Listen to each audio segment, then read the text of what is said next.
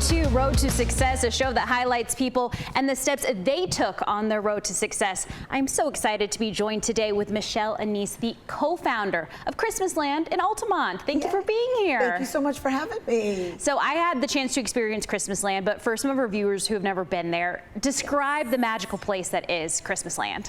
Okay, so it is a magical little Christmas village where you can just go there and feel the spirit of Christmas. We have horse-drawn sleigh rides and wood stove pizza and kids activities. We have choirs singing Christmas music, and we have just local authors are coming to read their children's books, and it's just a place where you can just feel the spirit of Christmas and enjoy your kids, your family, your friends. It's awesome. It has become a seasonal destination for folks, not only just here in the capital region, but people come from near and far to visit. How did you come up with the concept? How did Christmasland come to be a place? Okay, so 11 years ago, myself and Paula Tambasco, who's the co-founder of Christmasland, we were watching a movie on the Hallmark station called Christmasland about bringing back the spirit of Christmas. And watching the movie, it sort of reminded us of where we grew up. She grew up in Amsterdam, I grew up in Herkimer, and it was a small town kind of place where everybody celebrated and you knew everybody, and it was all about community. And we looked at each other and we said, you know what? We need to bring back the spirit of Christmas, which is what the movie was about. And we talked to some friends and they're like, what do you want to do? And we said, we just want to build a magical Christmas village and bring back community, bring back the spirit. So fast forward a year later, and there we were. We found land in the middle of nowhere, overlooking the Helderberg Mountains in Altamont. And basically, all these little ideas that we had in our mind came to life. And little by little, we just decided to do all different things, and over the years it's really grown, and we add different ideas every year, and it's awesome. Tell me a little bit about your background. Where did you go to school, and did you get a degree in all things Christmas, business? How does one prepare for a job like this? Oh my goodness, I wish there was such a thing as a Christmas degree. That'd be amazing. But I went to Siena, and I actually majored in marketing management, which it's funny because at the time my minor was computer science, which nobody even knew what it was computer science because it was 1981 when I started at Siena. So I always loved marketing and business and sales. My dad actually owned a small business when I was young, so I sort of had the entrepreneurial bug even as a young child. So yeah.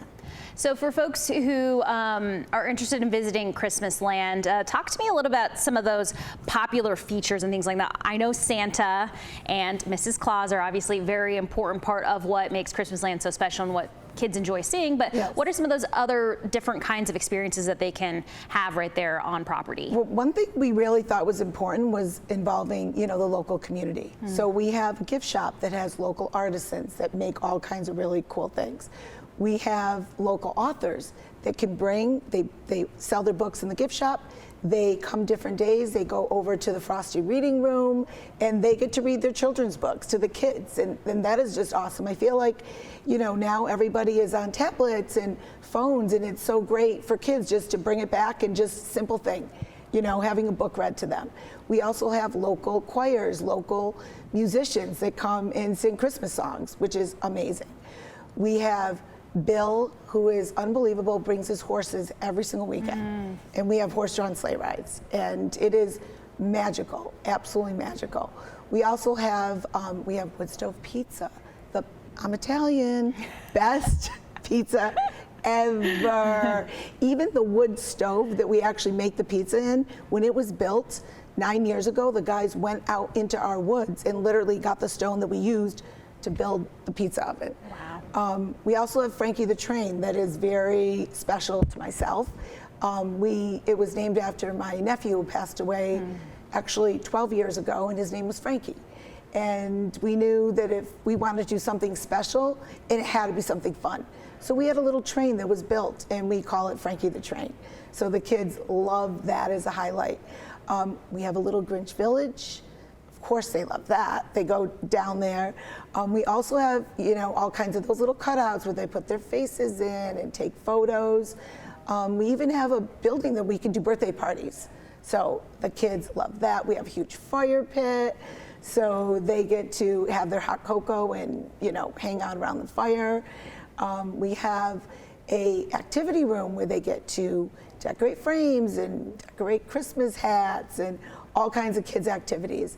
And I feel like the one thing that I've seen over the years is it's just a time where families are connecting with their kids and other family members and friends, and it almost is like things just pause, just for a couple hours for them to just enjoy each other.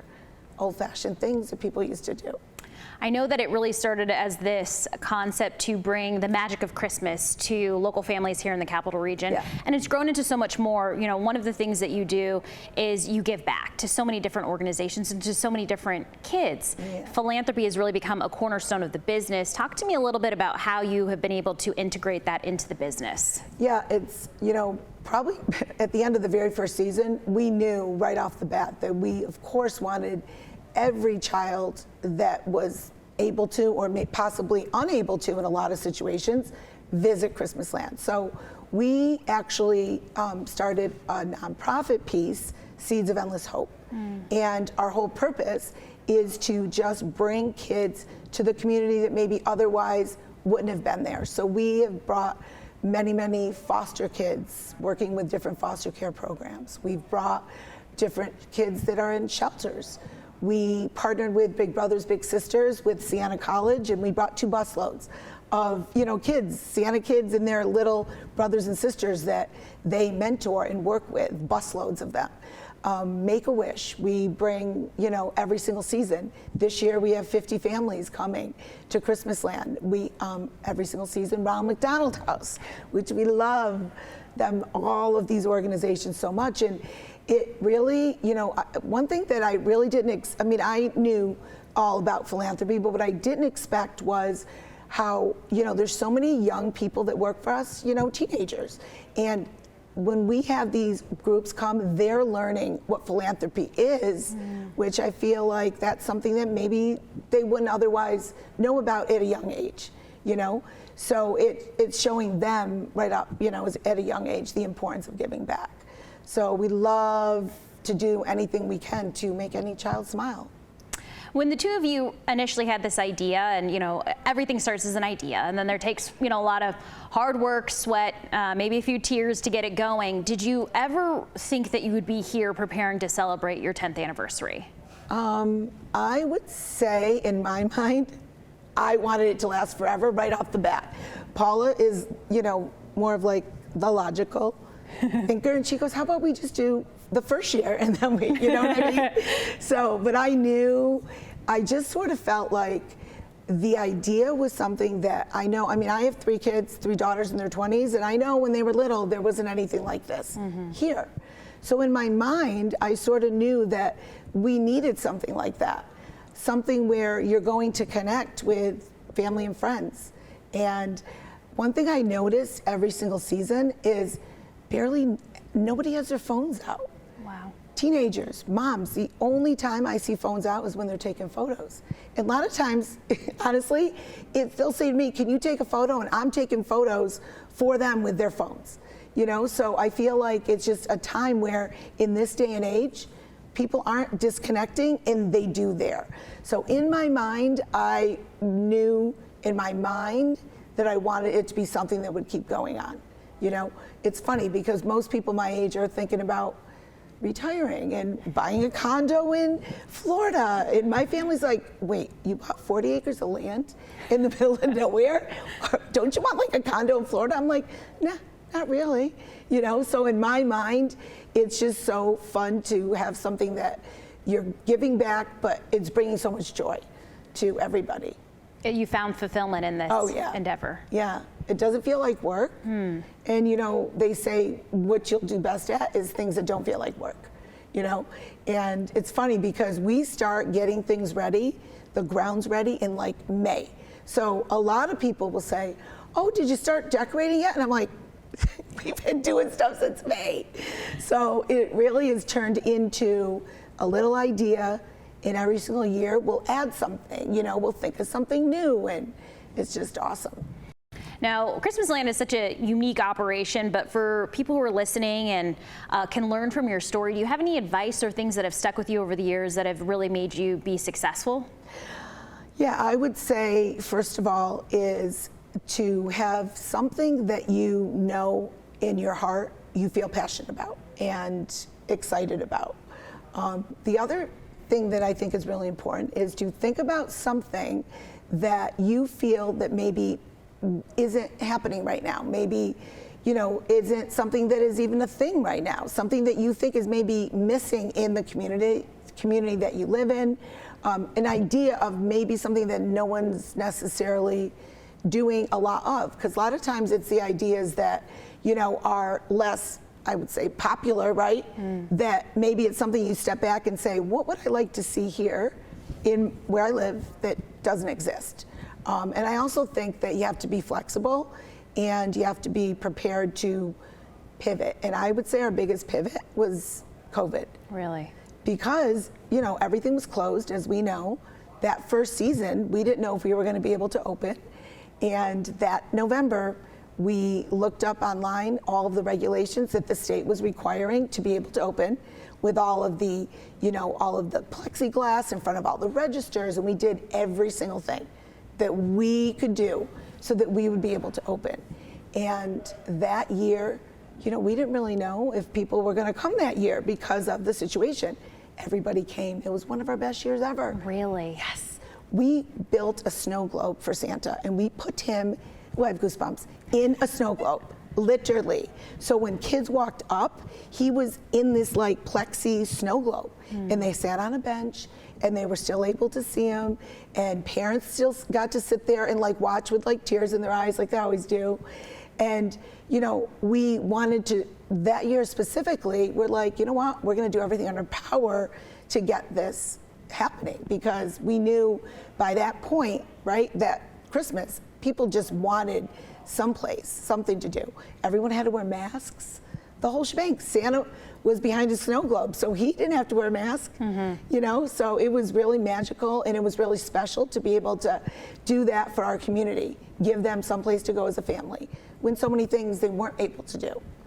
And here we are preparing to open up for your 10th anniversary season. Tell me about when you guys open and what folks can expect from this season. So we're very excited. We open the Saturday after Thanksgiving. We are open Saturday and Sunday from Thanksgiving till the weekend before Christmas. We have a few new exciting things. One thing, it's funny, every season I'm constantly getting, on my Facebook page, everyone's always posting pictures of them there. So this year, I'm really excited because we made up all these ginormous photo banners that are going to be all over from people that have gone for the last 10 years. Wow. Some families come every single year.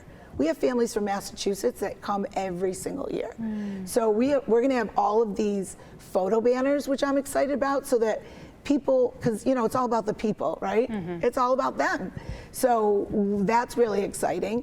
We also have, special limited edition items. It's a 10th anniversary. Looks very cozy. I told you when you walked in. Look at that. That people can purchase. We have really cool things like I had a photographer, a friend of mine, take all these photos, drone photos. So we have like mugs that have Christmas Land on the mug. All kinds of really cool things. And then of course we have our magical, awesome, fabulous cookies that everyone's obsessed with. So we're gonna be doing something a little bit with those, different. And it's just gonna be an extra special, time where everyone's gonna come and they're gonna enjoy, and we're gonna have some little surprises along the way. And I know that you talked to me a little bit about teaming up with, is it Sleep in Heavenly Peace? Yes, we're very, very excited. So one of my good friends has been a volunteer for them for years, Sleep in Heavenly Peace. It's actually a national organization, but it has local chapters.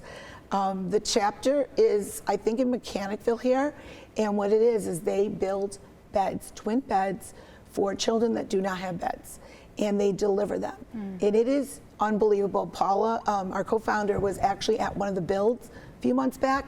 Let's say they say, okay, all volunteers be in Home Depot parking lot today. 40 people will show up, they'll bang out 200 beds. And those beds get to go to kids in the area that are literally do not have beds to sleep in. So opening weekend, we're very excited because they're going to be there that weekend. They're actually going to have a bed built on our front porch for everyone to see what they do. And what would be amazing is anybody that brings they're all twin beds. So they're in need of twin sheets, twin comforters, twin blankets. Anybody that brings one and donates it that day, they're going to get a coupon to be used at Christmas Land for whatever they want. Wow. So yeah, so if anybody visits opening weekend, they can bring sheets or comforters, and they'll be able to meet the people from Sleep in Heavenly Peace. And we found out a couple days ago that they're going to be delivering to 50 or 60 families in the month of December. A lot of families, maybe they have 3 or 4 beds. So it's probably going to be 150 to 200 beds that are going to be delivered. And when they deliver them, they bring them the whole shebang: mattress, pillows, blankets, comforters, all of it. They show up at their door with all of it. Wow. So it's amazing. Wow. Now, as folks are listening and they're said, okay, I'm ready, you convinced me, I want to go to Christmas Land, what are your hours of operation? How long does your season run? Okay, so we open Thanksgiving weekend, Saturday and Sunday, 10 to 6.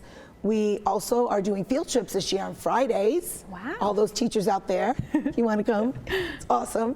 And then we're doing birthday parties this season also. So if anyone has birthday parties, they can do it. And we're open 10 to 6.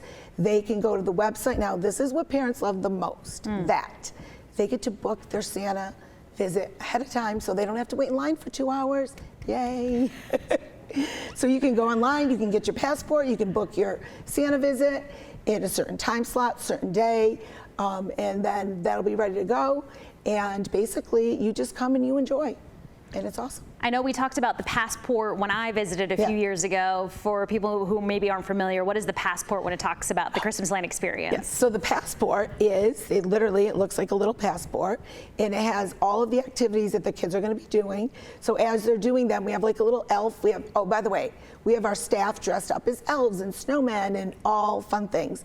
So when they go to do each activity, the elf will stamp their activity as if it's a passport. So on their one passport, it includes their Frankie the Train ride, it includes their visit with Santa, a printed actual photo. Who even does that anymore, right? Who has photos? Everyone's on their phone. Photo, they make a frame, they decorate a Santa hat, it includes hot cocoa, they decorate a cookie, everything. So as they go from one point to the next, we get to stamp them, and the kids, they love the little concept of getting stamped.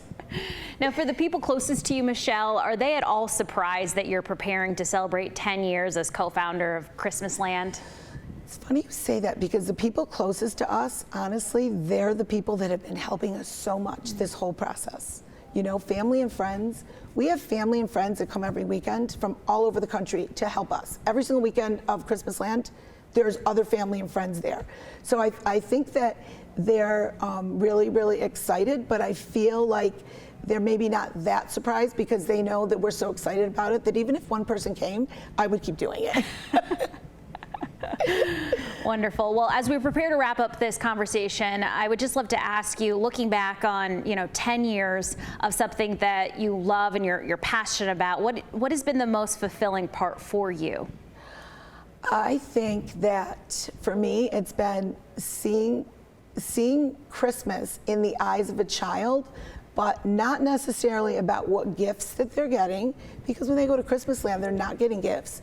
It's about the experience of being in a place that's positive, that they walk around, and I'm like, if people come to Christmas Land, they will see a million collages, because I'm so excited to take pictures of these kids, their little faces. Just the joy on their face, and to see the spirit in their little eyes, and it's all about what they're getting out of the experience, not what they're getting as a gift, which I think is really priceless. And that joy is very contagious. Yes, absolutely. Michelle, thank you so much for spending the time to chat with me. Thank you so much for having me. It was awesome. And congratulations on everything you've been able to accomplish. And I wish you well for your 10th season of Christmas Land. Thank you. Better come see Santa, the big guy. You heard Michelle. Thanks for watching. Have a great day.